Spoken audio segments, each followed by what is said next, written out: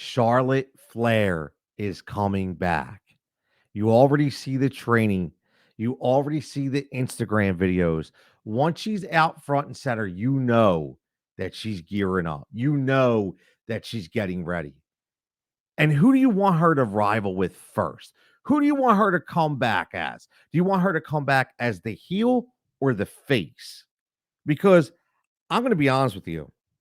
I look at how this entire landscape of the women's division is really starting to pan out.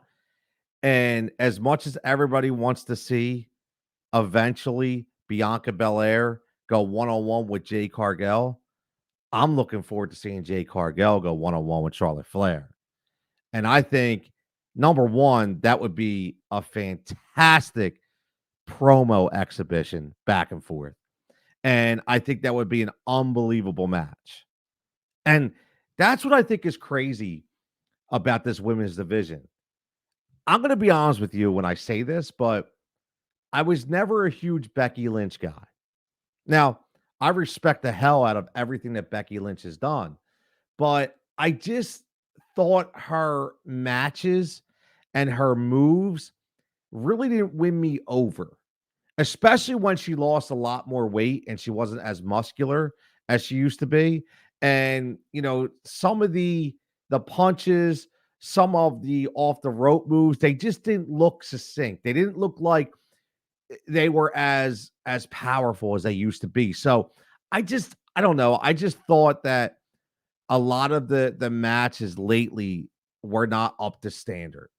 So I think she definitely does need time. I think that, she'll go back and I think she'll reform and she'll come back and make another run. Obviously, I mean, congratulations to her. She wants to go and enjoy her daughter, right? And that's the most important thing.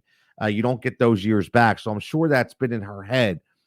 So I think that leaves the door open. I mean, obviously, very, very happy with having Bailey have that next run. Love the TNA interaction with Jordan Grace. I think this just the beginning. I really do.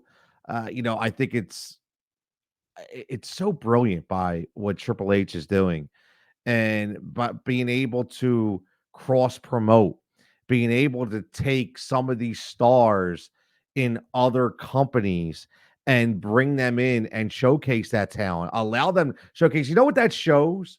Here's what that shows. That shows that he's not afraid. All that talk back in the day with Vince McMahon and when it was WWE versus WCW and you had ECW in the mix and everybody was so worried about stealing people's promos or, their ideas or Triple H finally said, listen, we are the standard. We are the example. I'm not worried about people coming in and stealing our ideas at all. I'm so not worried that I'm gonna allow them to come into our company with their belts and their gimmicks and their promos and their branding and wrestle our wrestlers and still get WWE over. And that's what is amazing to me.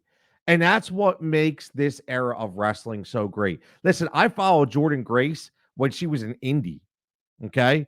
I interviewed her when she was an indie.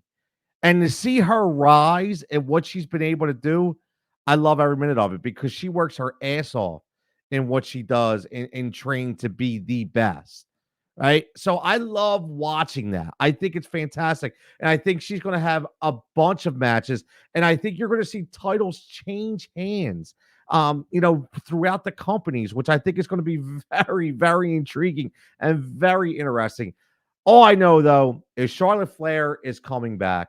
Charlotte Flair is going to be better than ever. And Charlotte Flair is going to show why not only she's the queen, but she's the best female wrestler going today.